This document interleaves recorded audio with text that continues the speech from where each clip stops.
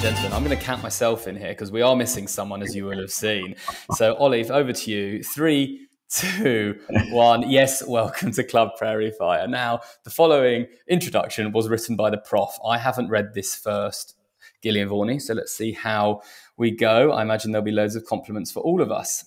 Good day, Prairians, and welcome to The Club. Yes, it's Club Prairie Fire time, Season 10, Episode 3. All hail the mighty Tequila, Tabasco, and the Duckworth Lewis Stern system. This episode I am calling Prof is Away. It's a sad, sad day. Yes, that is right. Today on the podcast, your regular unlicensed driver behind the wheel of this dilapidated vehicle is not here. So 'tis I, Ollie Silverton, super producer, who is taking over. Today on the pod, we will sink our dentures into the third week of the IPL, the world's most prestigious short-form competition is edging toward the turn, and we've got all the goss a train-spotting cricket boffin could ever wish for the like. Sai Sudharshan's breakout run fest is the young gun, the real deal. The Bison going absolutely berserk. Mitch Marsh in full flight for the Super Giants, and Harry Brook ditching Delhi. Massive money on the table, and of course, looking away from short format cricket. Smart move or one of the dumbest we've ever seen? We'll find out. All that and much, much more with bat and ball. So 2 cricketing titans who have all the answers are Adam Gilchrist, Michael Vaughan. They join me, Ollie, the red-headed Raya failure. Nice, a nice intro from Prof. Gents, how are we? We'll start with you, Vaughan, because you've got a different backdrop to what we're used to. Where are you? Yeah, I'm in London. I've just actually noticed something on my shelf that I don't even know what it is. It's a set of lips. I've no idea what they are, but that's a little bit of art in the background for us, a set of lips. Just a question to you, Ollie. I mean, great that you've got the new job. Obviously, now the professor's been sacked. Do you think you're the first ever to be a failure on Raya? No, I have actually got a friend who's also on there, and they've had no success. So I think it's similar. There's actually a very funny show at the moment in the UK called Last One Laughing. They're putting all the comedians in one room, and you basically can't laugh, otherwise you're sent out the room. The 10 best comedians, they're all trying to make each other laugh. One of them, Daisy May Cooper, who is a very funny comedian, said she's on Raya, and she said it's shit, it's just full of art directors and no one actually famous, and that really hit home. So she left the app. So yeah, there's been other art directors. Maybe you and your friend should link up. But thanks to Prof, obviously, got sacked. The rumours caught up with him, but he may be back in the future if he gets through all of that. But Vorney, you're in London. Gilly, you're obviously the tequila background in Western Australia. What's been happening? At home in Perth, yes, mate. Sun is shining. I mean, let's really be honest. Prof was on last week, but his Wi-Fi is so shit that he doesn't contribute anyway. So he might as well not turn up. So a good thing we're forging on without him. Yep, home here, mate. Just cruising along, loving the IPL. It's been, run fest, a gluttony of runs, and there's a couple of, certainly one Aussie up there firing a few shots, which is good in the big Bison. Yeah, nice. We'll go through all that, run scorers, wickets, our predictions, everything like that. Glad to hear you've watched a bit more IPL than I think 2 episodes ago when you openly admitted. I know that was actually Champions Trophy, wasn't it, where it was tough. And am I right, so you're out in India soon? So you're a man on the ground? Yeah, I'll be, in a couple of weeks, I'll be heading over, do a bit of crick buzz work, and Vaughan's already been there, and then you come back a bit later on, don't you? Take your paddle racket, girls. Some good players in India now. Yeah, good players.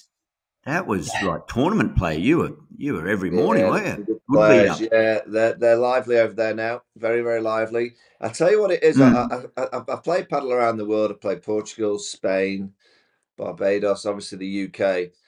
And where you find in India where it gets tough is that you have a ball boy. So those little bits of breaths that you can get in at home or in those other countries that I mentioned in between points where you go and just delay getting the ball, so you give yourself a little bit of a break. You don't get that in India. And what they also don't do, usually after the first game you swap ends, third game swap ends. So you get every 2 games you get that walk in between the court, which you can again delay, go and have a drink. They don't do it in India. So you stay down one end for the full set, and you've got the ball boy. It's a fucking blow on, let me tell you. Solid hit out there. Yeah, it's a blow on. So get ready for that. Get your bat. One or two tactics you can use, your laces and stuff like that. Just make sure they're Do loose so they uh, can go and you can tie your lace. But it's tough. do they hold the ball up, the ball boy? Like, Oh yeah. when you They run might across the do it, net. I Generally, do the odd fault, and they throw it out to you? yeah, they throw it out. Yeah, you don't have to do anything. You don't have to go and receive. I mean, obviously, the ball is behind you, which it is rarely it is behind you because they've got them in your hand and they just throw it to you when you're serving. You don't get Excellent. much time. You don't get much time for to blow a few big ones in. So it's a tough workout.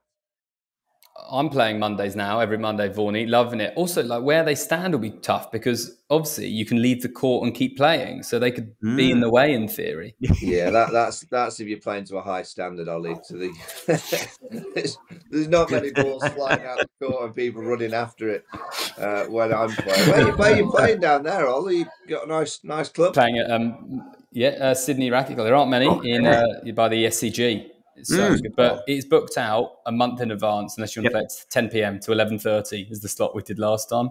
Good spot. They do really good shirts and hoodies there. Yeah. They do. We've been in the ice bath there too, haven't we? After a match. Yeah. I think that's gone now. Ollie.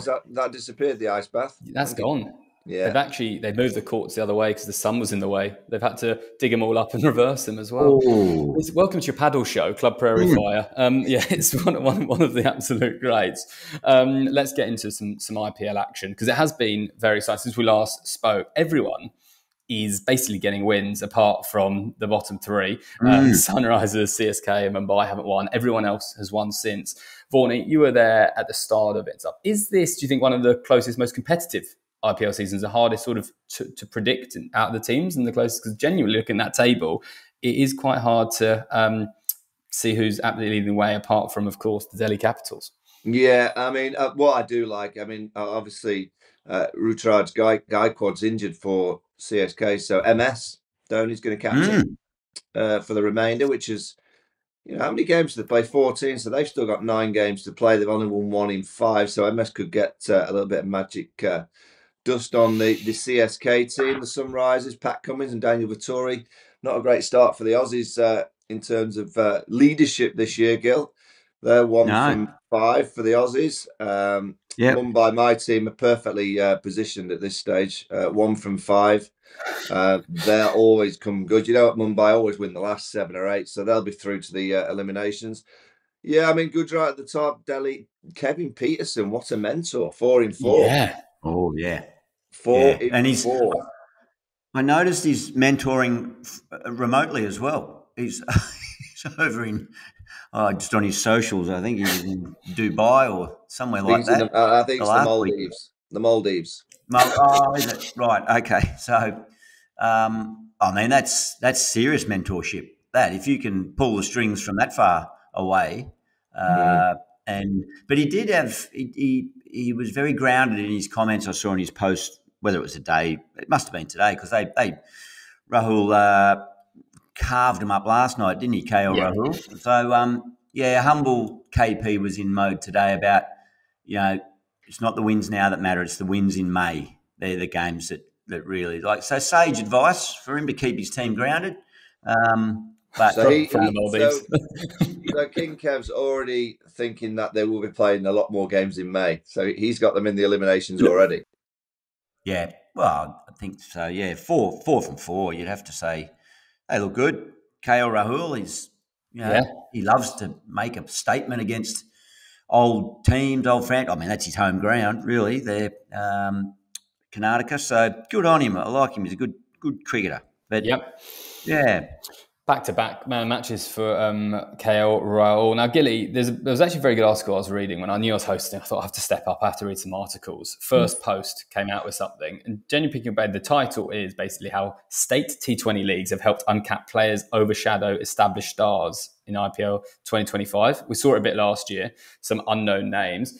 To what extent, since you won it back in the day, do you think the strength and depth has gone basically through the roof or increase, where some lesser known guys are absolutely killing it? Because they've named a few guys here. So Priyansh Ara, I mean, his ton was phenomenal the other night. Vignesh Putha, Digvish Rathi, Aniket Verma.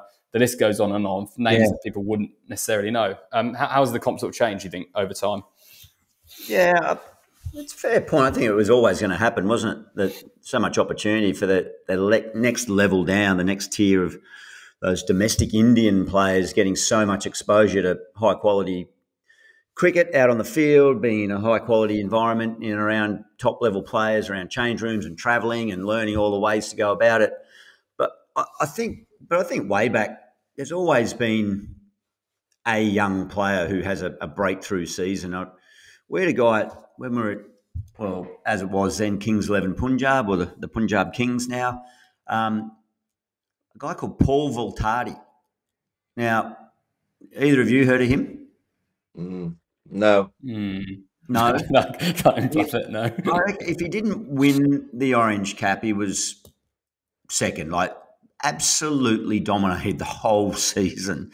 No one had really heard of him. He'd been scratching around domestic cricket, and all of a sudden he's got the Nike sponsorship and he's got people coming in all over him. And I'm not sure whether he would have played the next IPL, but I'm not sure whether he went again, whether he just fell away. So they come and go really quick, and there's so many players in India in that domestic competition that, so they've been firing a shot for a while. And often it is those players that win you the games. Like most of the internationals cancel each other out.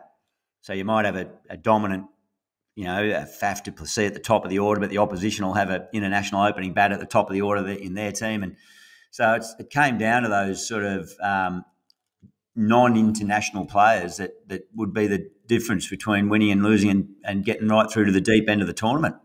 Yeah, right. I mean, I've just Googled him. Bad news. He just retired actually recently, an article on him. I think he had he went to Rajasthan as well. Yes. Paul. Yeah.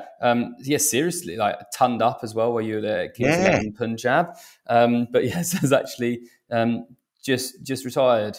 Tough times. You talk about the international names. Now I was looking through, we're going to look at some of our predictions because some are doing better than others overall. But there is definitely early days. But let's start there, actually. Has the 300 gone? You said last week it needs to be in the next week. Has the 300 gone? Yeah, no. I think it has. Yeah, I think we're getting down to that stage where the pitches might just start to do a little bit more. But I just want to bring something up to both of you, actually, but particularly Gil, being the cricket expert. Do you think, Gilly, the chasing days, most captains like to chase, don't they, at night?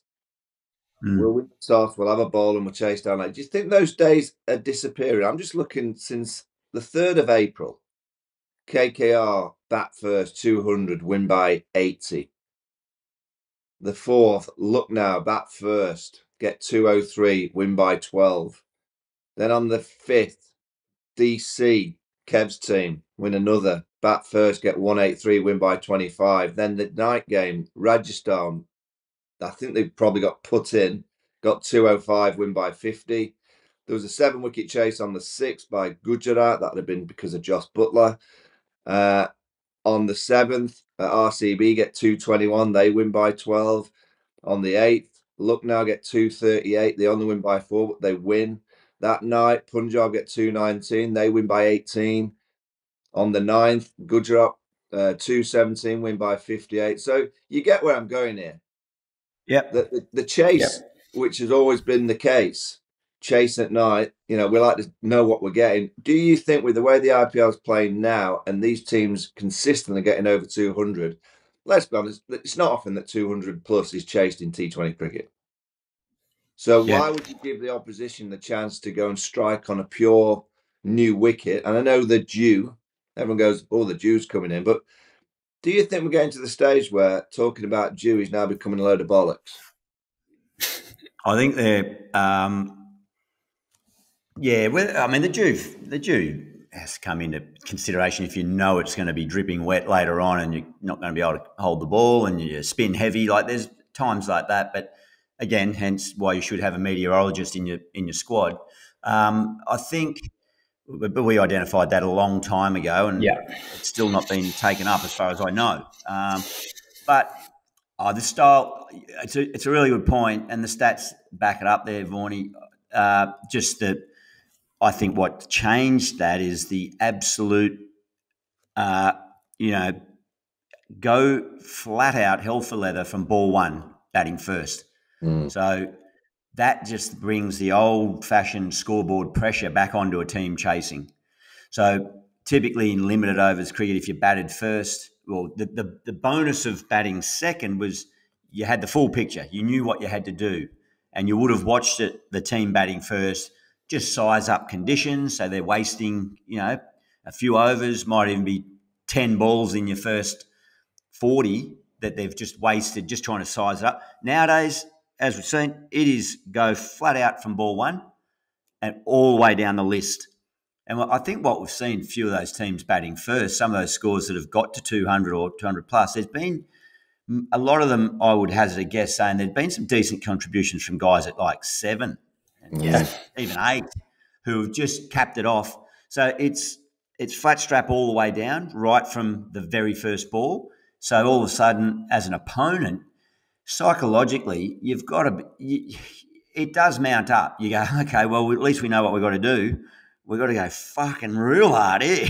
And all of a sudden you lose a few at the top of the order and you haven't got that capacity to chase it down. So, I reckon it might have switched a little bit back to the old school of limited overs thinking. Get them on the board and then set about your defensive measures with the ball.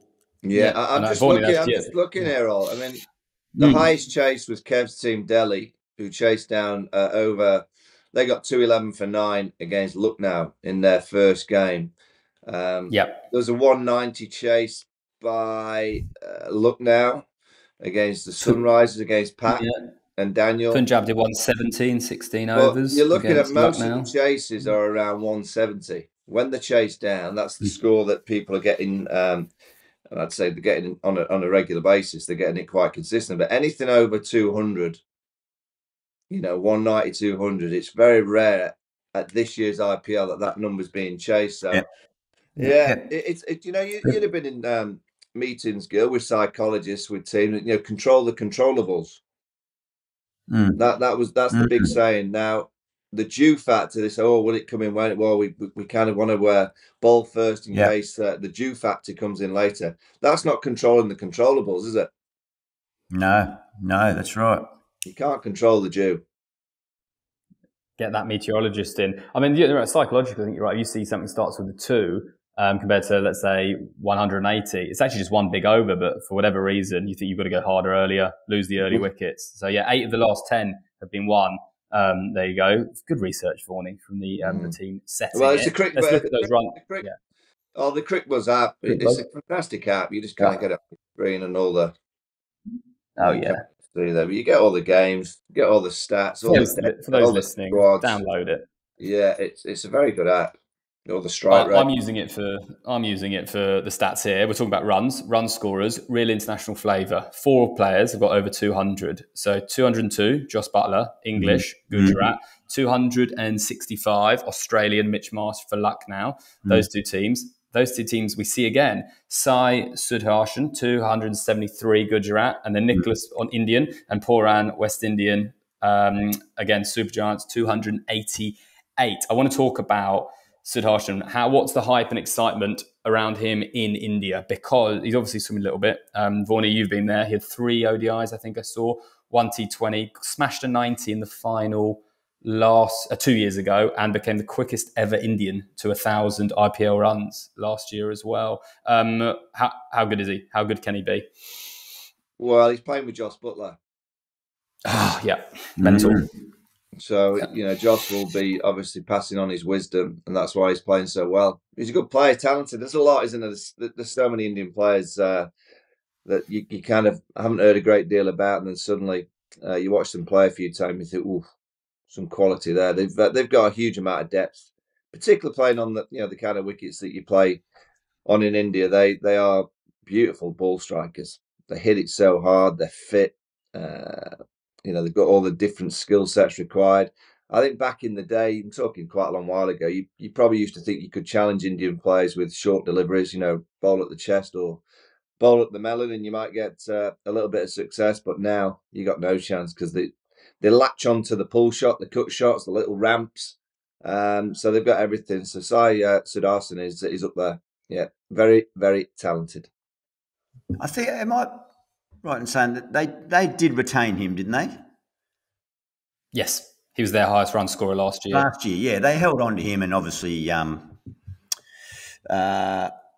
which shows you that the high faith that they hold with him. So, and he's repaying them in kind, sitting top of the tree at the moment. GT. Yeah. They've got 2 of the top 4 in batting, and they've got 2 of the top 4 in bowling. So no wonder to see why they're right up there. Yeah, Siraj up there with the Siraj. Yeah, Siraj got 10, as has Sai Kishore.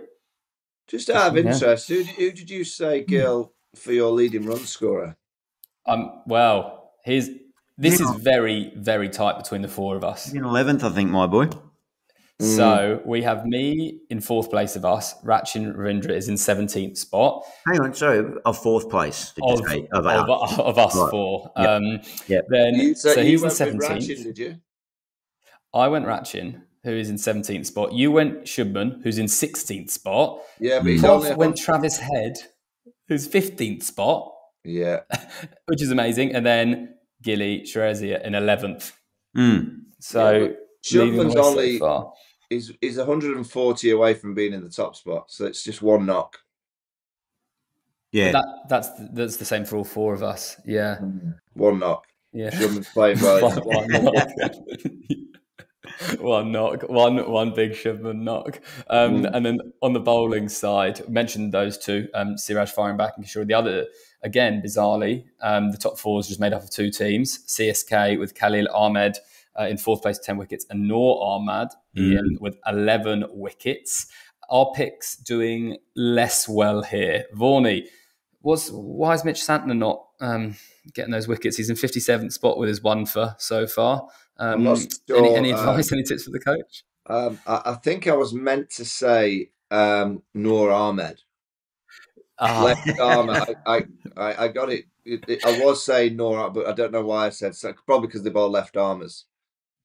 Yeah. Very different skills, I know, but I was meant to say Noor Ahmed. Okay, I'll just put an asterisk. It sounded like...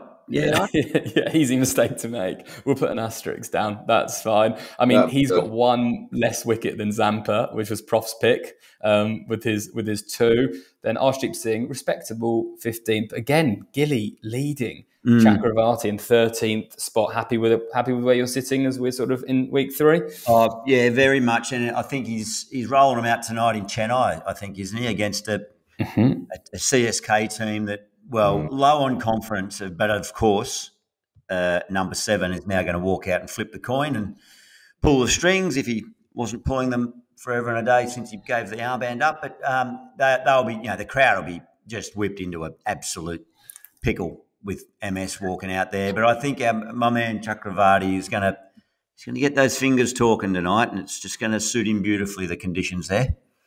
Love it. Beautiful. We won't talk about the newcomers because still no one has played out before newcomers. So that's quite. I think school holidays start this weekend, so my boy might be a chance. Oh, of course. Yeah.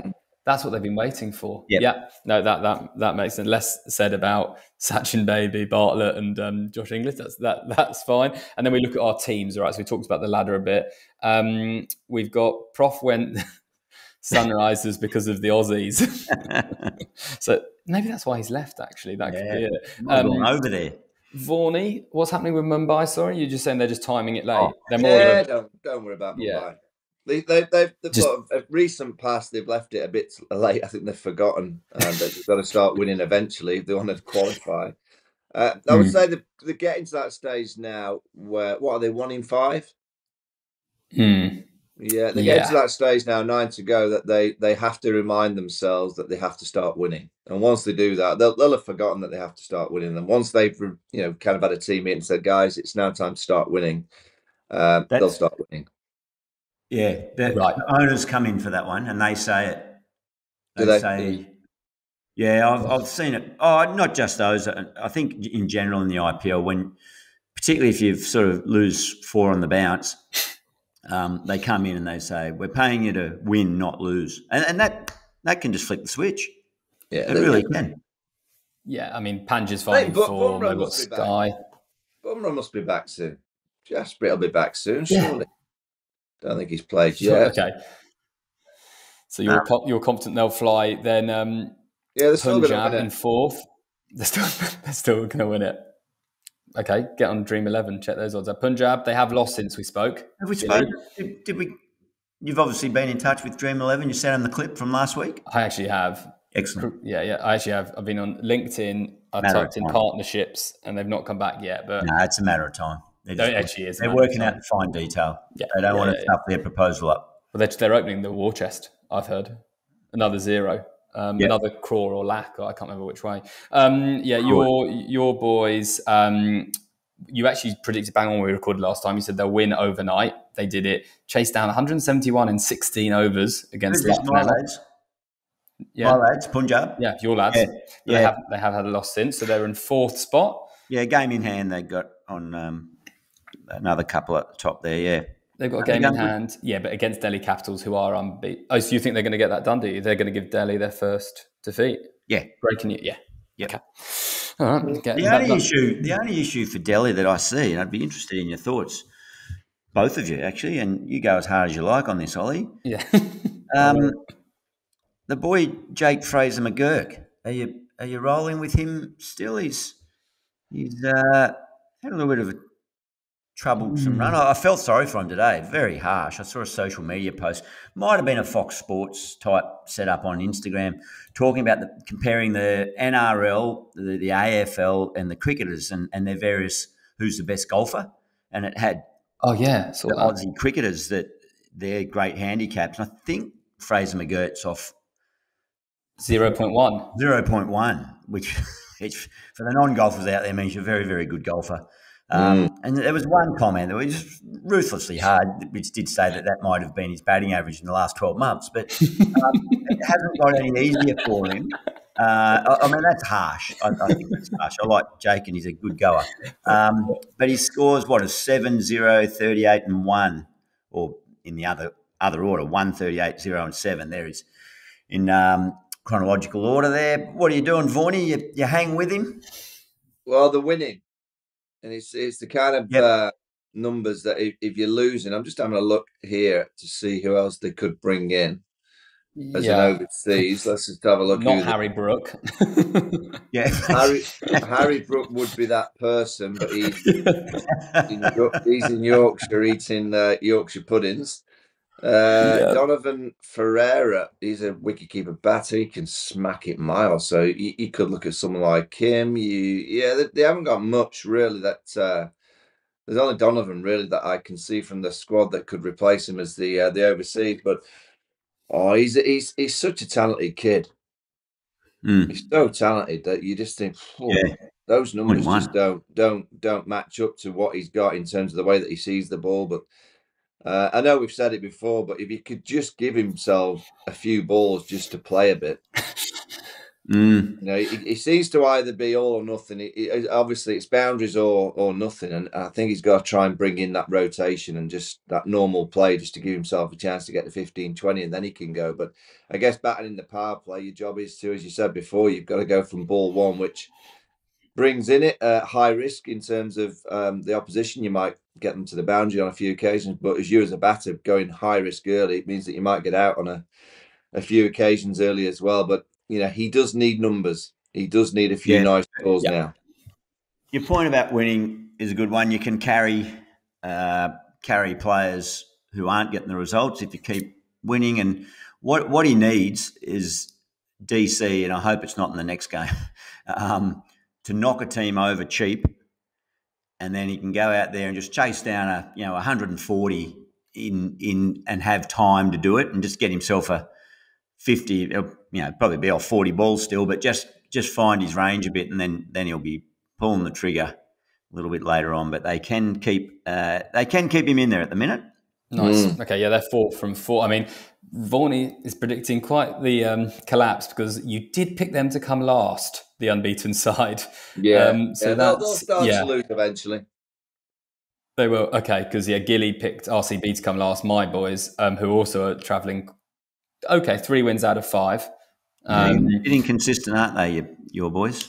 They're top 3, so that's fine. we will take that. Also, there was some controversy with the quiz last week because Vaughney was there; he knew everything. And Gilly, that'll be you in a few weeks. We're not there yet, but let me just tell you, the quiz is slightly different because of it this week. It's a bit of a really testing prediction-based thing between the two of you, because a couple of fans have asked for that to see who really knows their onions, essentially. So that has been put forward. So something to look forward to there. Can I put in a request of perhaps at some point in time, given the name of our podcast, we should do a quiz on tequila? Yep, with the release of yours. When's that? What was the pipeline? Yeah, no, that'll be. I think we're sort of heading more towards. Not until about July, August. Okay, but, so we've got 3 months to study. Yeah. Yep. I think you might be the bookie's favourite. For the fans, they need to understand. Yeah. It's all I'm hearing is from people in the street. Like, how about a tequila quiz? Yeah, that you're being stopped in the street. Yeah. Okay. Yep. Perfect. We're going to do a little segue away from IPL briefly, because county championships went underway, and anything you look at, the surname Vaughan is there. We need to talk about that Somerset game, because it was absolutely extraordinary. So it starts off with basically Tom Banton going nuts, an incredible 371, then posting a mega score. And then you think they're going to get it done. And it starts going viral because your boy Archie bowls a ripping off spinner that basically, I don't know if you've heard the comms, the commentator, and this is to D'Oliveira, who's 121 not out of 340 balls trying to play out the draw. The commentator, not out. It is out. Michael Vaughan, he says first. Then he says Ashley Vaughan has got the wicket. So that was good, from the local comms. You think it's done there. They need 3 more wickets, don't they, in 48 overs. But then you see Mr. Waite bat 87 not out of 319 balls. And they bat for over 200 overs in that innings to secure the draw. Whoa. Yeah, Archie's thoughts? You know where Matthew Waite's from? Yorkshire. You're not going to say. He's Yorkshire. He's not. He's a Yorkshire player. Oh, but where specifically? He's not Shades, is he? Wine bar. From the wine. He's the bar manager. Is he? Has he got a ton in Scarborough? Is that what you're saying? I'm going to see where he's.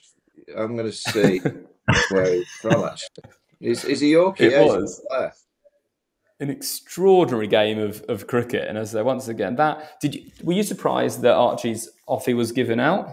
I mean, it's hard to see, but it rags. But it was close enough. It reminds me of one against Sachin that was bowled by someone. He's Leeds. Matthew Waite, Leeds. Yeah, Leeds, West Yorkshire. Yeah, that's where he's from. Class. What a knock. Tom Banton gets 371. Then the day after the game, played golf and was on a par. I think it was a par 5 approaching with 266 yards in with a 3-wood, and popped it in the hole. 266 yards, albatross, I got one yesterday actually on a par 4, 168 yard, 8-iron straight in the hole.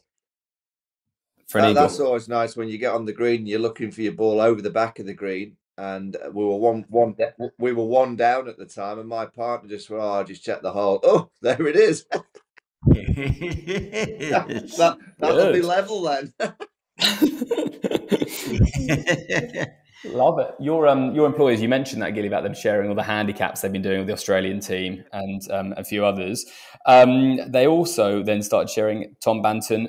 I can't remember who he was playing for in the IPL. Was it the Heat? Where he got 50, in the Big Bash, got 50 odd off about 17 balls that's doing the rounds again. Vaughan, are we going to see a fair bit more of him, do you think, in the England jersey in the years to come? Oh, I think he's a class player. I mean, you look at what's available in the England side, you could, argue that 2 of the top 3 spots is still a debate. Zach Crawley is obviously one of the favourites of this regime, and you can't imagine that they'll remove Zach at this stage with obviously India and the Ashes coming up, but you just never know. He's not had a tremendous start to the season, but I'm not too sure who they're thinking of replacing him. Maybe Ben McKinney up at Durham. Jacob Bethel seems to be that number 3, or Ollie Pope. So the rest is all set in stone. You've got Joe Root, Harry Brook, Ben Stokes, and Jamie Smith. So the engine room, I can't imagine unless there's an injury, there's going to be a place there. And realistically, that's where Tom Banton would look to get into that engine room. If you're not doing your maths in English cricket at the minute to see that there's a vacancy or two potentially near the top of the order, and I can't see if you're batting at 5, 6, or 7 in county cricket, how you're going to open or bat 3 in international cricket. So if I was a county player now, I'd be thinking, right, what's available near the top of the order? Someone like Johnny Bairstow, actually. Johnny Bairstow is someone that I think could, because he's such a class act, force his way back into the England side. But I can't see how he does it batting at 5 in county cricket. That would be brilliant for the Ashes. For the Ashes, yeah. If he turns up in Australia. Oh, that'd be unreal. Gilly, right? I think you mentioned.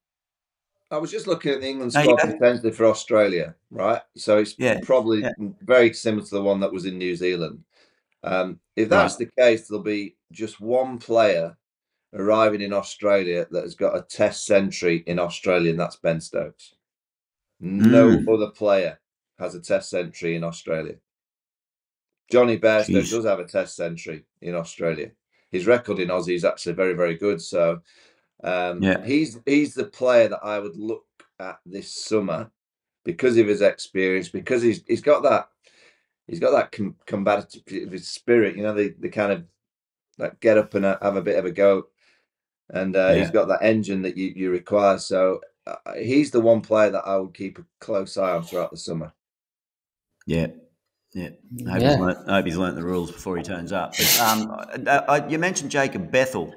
I think, now I'll say this loosely, I think it was his quote that I read. It was in reference to Zach Crawley, which perhaps there'd been some media over there in the UK around Zach Crawley and his position. And I think it was something along the lines of Jacob said, Zach Crawley is the best opener I've ever seen. I might be wrong. I might have misread it. It might have been misquoted. I haven't heard him say it, but humility runs deep in English cricket, doesn't it, in the current setup? Yeah.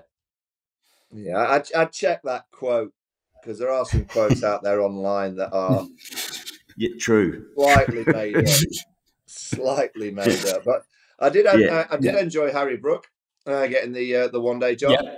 Yeah, that's the right decision. I had a bit of a concern when they're talking about Ben Stokes getting the white ball job when, you know, he just needs to focus on being fit for the Test arena. It was only recently he pulled out the 100 to look after his body. So how he was ever going to be the captain of the white ball team is beyond me. But delighted that Harry's got it. A Yorkie, obviously captain in England again, which is good. I like some of his comments. You know, if you look at quotes that are true. To some, I think the batters, he wants batters who can dominate, put pressure on the bowlers. All the best bowlers in the world, when they bowl their best ball, Harry wants them to dominate. I think he needs to find a few Brian Laras. It's nice to have a captain with that much belief. You know, and he wants it's good that he wants his bowlers to get wickets, which is good, and bowl at different, obviously, times in the game to different dimensions that you find in white ball cricket, to the different fields. So he wants plenty of Glenn McGraths and Shane Warnes. He's after a few good cricketers, is Harry. Oh, I love it. It is the gift that keeps giving in English cricket. I mean, I do feel a bit of Zach Crawley, like first, pretty much second over of the new season, he gets his polls absolutely obliterated and they start doing the rounds again. I'm also starting Aussie Watch because this is for Prof. He would want this, Skilly. So we come to you for a couple of Aussies doing well and sort of their future. One, Marcus Harris at Lords, 138.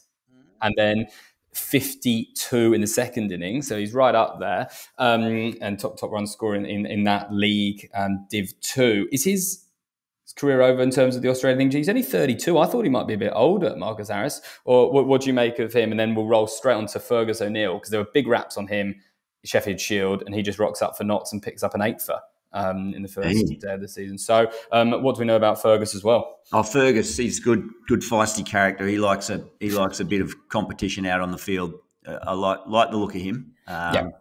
He's. I'm not surprised to hear that he's made an impact over there, and he'll enjoy that, being the enforcer. The old school Aussie pro turning up, trying to run in aggressively and get in the face a little bit. So good on him. Marcus Harris, never say never. That's a more inexperienced me would say his time is up, but you just don't know what's around the corner with injuries and the amount of cricket and so on, and the way players can find themselves out of teams or needing time off in whatever fashion. So, but he looks to me, he's one of those players that will dominate domestic cricket, be it abroad over there or back here in Sheffield Shield. He's always up and around the top run scorers, but hasn't quite ever looked like in his tests that he's played. You'd need to remind me exactly how many it is now, but it feels like he's had a good sort of bite at the apple by now, and never really looked fully comfortable there without he has shown a glimpse or two, but I think he looks like he might just be a bit short of the standard there for whatever reason. So probably, unlikely that he's going to get another crack at it as far as I can see. 14 tests, that was average of 25. Again, I mentioned, where you're batting the batting lineup, and I'm sure, playing for Lancashire, they tell him where they want him to bat and what's available to the team. He's batted at number 4. Again, and you look at Australia, you'd say that vacancies, if there are any, probably more at the top of the order. You can't see that Marcus Harris is going to bat 4 or 5 for Australia, with the likes of Steve Smith and Travis Head playing in those positions, and even beyond that, when you've got the likes of Carey, Bo Webster, Cameron Green. So I am surprised, and I guess it's probably the counter that said, "Look, we want you to be our rock solid number 4." He says it's quite a common trend in English cricket, and understand that the Duke ball does quite a lot. And most players try and put themselves in the engine room of 4 right down to number 7, because the ball obviously doesn't do quite as much, or you back yourself to play against the spinning deliveries. So yeah, he's had a great. I think he got a 100 on his debut for his last county as well. He's had 2 counties. Marcus Harris. I think you're right. He's that perfect overseas signing. Yeah, I think it was Leicestershire. Maybe it was Leicestershire that he played for and got 100. He'll get a stack full. He's in the second division. He'll get absolutely. The old days. Oh, you get 1,000 first class runs in the summer. That was kind of the benchmark. That was in the days where you'd play 18 games in 20. You'd want at least 1,000 first class runs. They only play 14 now, but I would say that he's going to get 1,000 runs. There you go. Yeah. Well, I was looking up doing all of the big research for this. I didn't actually realise, and this is why he's so good, Sai Sudharshan went to Surrey for a while and got some tons. So he's obviously learnt his trade and English decks as well. Yeah, so 2 games to 23. England are making a lot of Indian players. Yeah. I think Krishna is doing well. I think he came and played a bit of cricket in the UK. He did. What's the rule? Because obviously for a while we sort of religiously picked South Africans. How long has there been England when they can represent England? Because that would actually be fantastic. And then before India picked them, I think that could be quite a good pathway. Yeah, I've said for a while, the ECB Academy generally has been excellent in South Africa. We've always managed to pick a few from there. We went over to Barbados, obviously got hold of Jofra. That was a good academy move. I'm not too sure if the ECB have moved the academy to India yet. I'm not too sure if they've got the scouts out there. Oh, really? Well, that's an absolute gap in the market. I do remember that South African one. And now it's a few years ago now, but I remember, I think it was the first time, and this is now going to shit because I don't remember it fully, but it was basically the first time in 10 years without someone born in South Africa played for England about 3 years ago, when whoever it would have been stepped away from it. Anyway, that was terrible from me, and I will find that for next week. Don't worry. The only other bit of news from domestic cricket was Ben Foakes coming out, who I'm a huge Ben Foakes fan, in the sense that he's come out and said no one's ever spoken to him since he's been dropped. You surprised for me? He's one of the many keepers in the 11. Well, there's two things. Ben Folk's brilliant. I mean, sorry to cut you off. No one from English Cricket Board, or no one? The quote was, "No one has spoken to me at all, ever." Friends have taken it hard too. Quite a quiet few months if no one speaks to you. It's quite nice there. Yeah. I'll be amazed if someone hasn't, but it's disappointed if they had not spoken to him. But his wicket keeping is not in question. I guess you could argue one of the success stories of English cricket in the last year has been the selection of Jamie Smith. So they did get that one right. As much as I'm a big Ben Folks fan, Jamie Smith has been tremendous behind the stumps, and obviously he's batted well and he whacks it down the bottom end, which in Test cricket, that's why he was selected to bat down the bottom with the tail. He can whack sixes, and I guess Ben Folks' strength is batting time and batting a little bit the old school way. Really good cricketer that he is, but he just missed out because of that reason. I would, if there was an injury to Jamie Smith, where would they go? Would they go back to Ben Folks? I'm guessing probably not under this regime. I think they want dynamic players, and I'll say is that I always look at sport quite closely these days to think that teams that win trophies. So I'm looking at the Champions League in football. Arsenal beat Real Madrid 3-0. So we're celebrating the 3 great goals that they scored, but it was on the back of defence. They've only conceded 6 goals in the whole of the Champions League campaign. So they're built on defence, and then they score 1 or 2 goals. Fantastic. You look at the Masters in golf. Generally, the person that lifts the trophy or puts the jacket on the Sunday evening is the player that can actually play defensively well at the right times. Yeah. Whereas my cricket team over here, they have no... I don't even think it's in their vocabulary to think about defence, or if you like, it's team negative. Everything's all out attack, and that's in selection, in the way that they talk, in the way that they play. So I'm intrigued to see whether that method of all-out attack gets them a trophy or 2 in the next 10 months. Yeah, because Gilly, you're our resident keeper, and you spoke at length, and you had spot on about Root. He sort of went that way, all attack, then it wasn't quite working, dragged it back to his more natural game, which is still, it's just not a strike rate of 120. It's, 70s. Do you think that there's room for another one like a Ben Folks, given how good his glove work is? Because Ashes can be won, with catches, stumpings, everything like that, for someone like him. The article says, by the way, 9 months ago, he had a 10-second call, and that was it. Nothing since. They did speak to him. They did. To drop him for 10 seconds, yeah.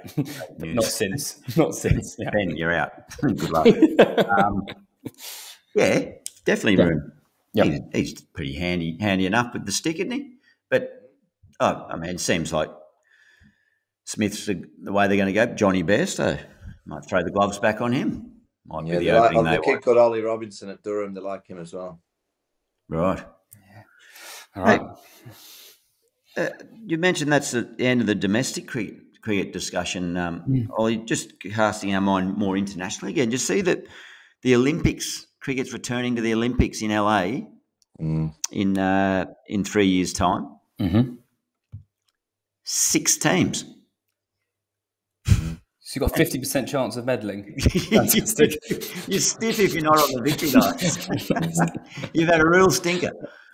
Oh, I didn't see that. Who... is it qualification? Well, the ICC will be the ones that decide who goes. Imagine if it's done on rankings. If England keep losing, it's done on rankings, and we're 7th at the time.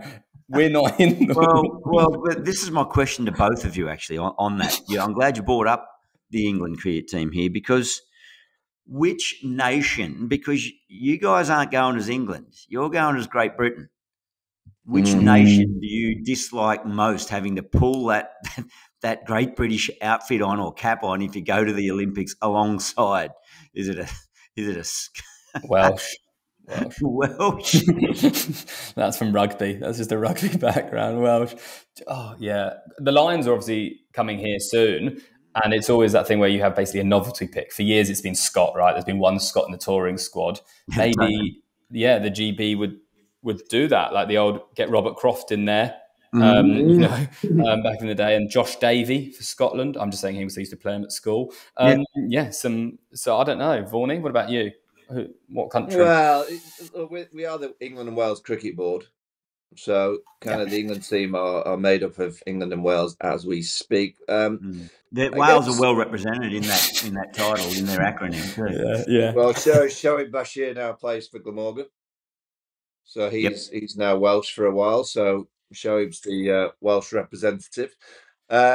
Scotland, I haven't studied a lot of Scottish cricket of late to kind of have a feel of it. They'll have one or two. I think they'll have one or two South Africans playing for them as well. That'd be pretty good.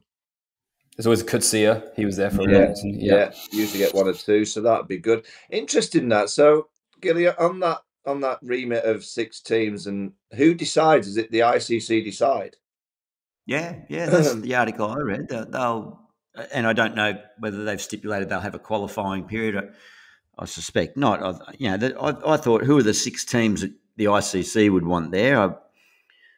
India, obviously, and I therefore think they would want Pakistan in there just from that head-to-head battle, which has to happen in every ICC event.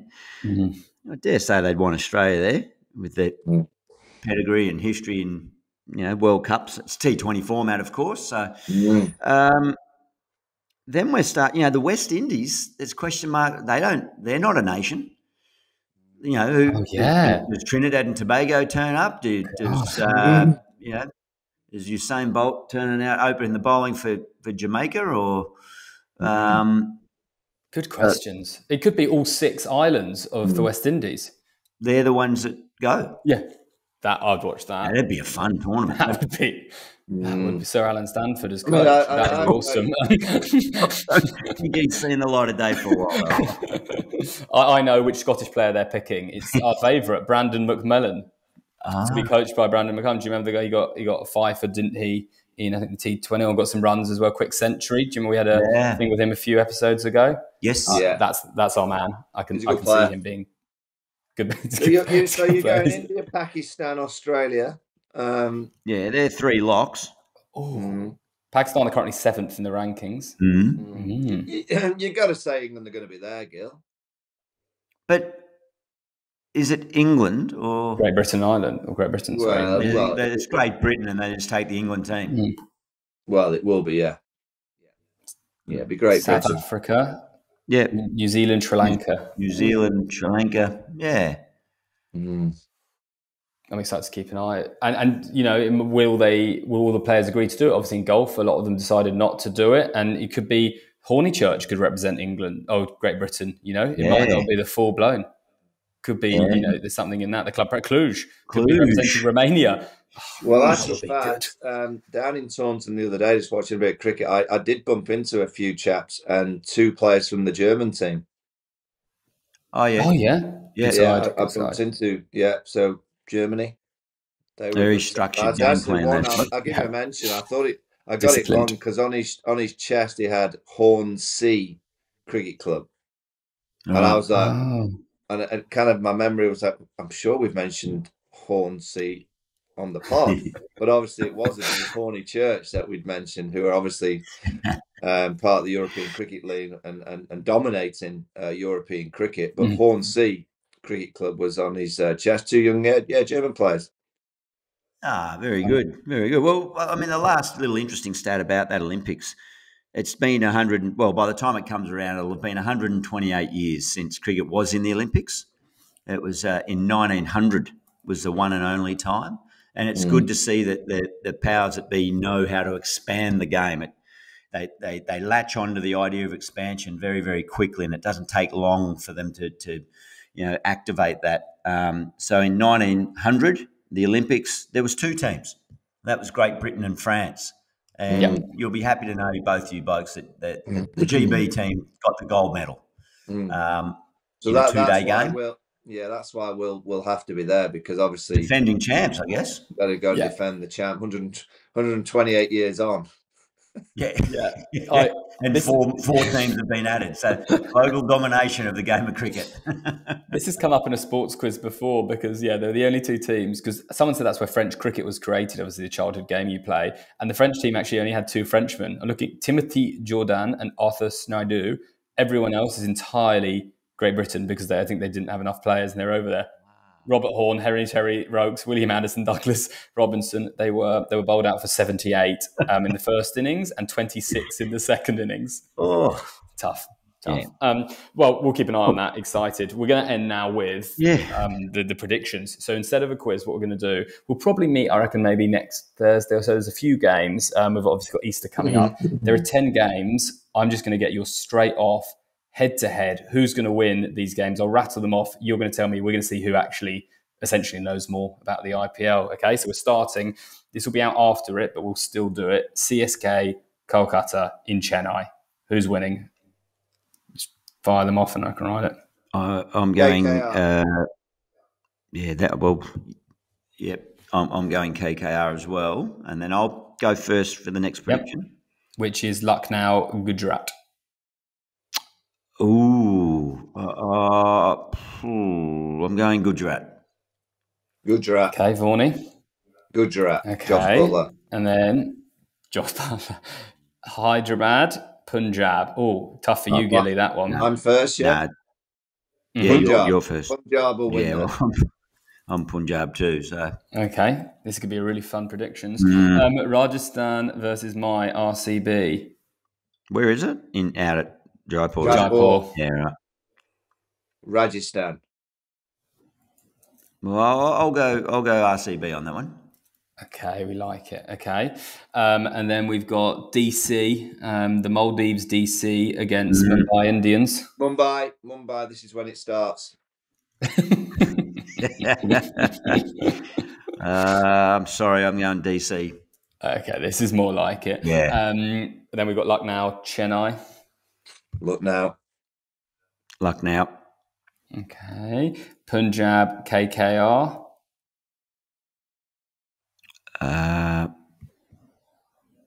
Thinking about it. KKR. Punjab. Okay. KKR for Varney. And then after that, we've got Delhi, Rajasthan. Is this the collapse? Delhi. Is this the start? This is at home, Delhi. When are they collapsing? Delhi, they're going to be 6 from 6. And for you, Gilly? Yeah, Delhi. Okay. 2 to go. Mumbai Indians versus Sunrisers. Mumbai. Yeah, I'll give Mumbai a game there. That means they win that one. They'll be in the top 5 by then. And if we're not about them, we'll do, because we'll be editing, it'll change. The last one, number 10, RCB, Punjab. RCB. Love it. Some differences there as well. Okay, we're going to check in that because the fans are wanting to know, who really knows. Perfect. That's everything. Thank you, gents. Loved it. Looking forward to the next catch up with those 10 games. We just got the usual toast, Gilly. What is it this week? Poured it, and I've got it in my little Carlton Football Club, who, for those that don't know in the AFL, it's desperate times for Carlton. It is. So they are, if you think that SRH are having a tough run, Carlton are sitting basically, they're second from last, 0-4, and they're playing the last team, the West Coast Eagles, tomorrow. Tough times. I'm still with them. With them. I'm cheersing them, bringing them great power tomorrow. So, cheers. There we go. Yeah, the opening game of the season was against Tigers, and I was there, and they was the biggest upset in his AFL history. $11 they were paying the Tigers. Yeah, we didn't get on. There you go. Thanks for joining everyone. Club Prairie Fire at Club Prairie Fire on all socials. Dream 11. Please reply to my emails. Yeah, and we will catch up next week. See which of you two knows more about the IPL. Prof, stay on holidays, mate. Yeah. Cheers, Prof. Bye bye. Adios.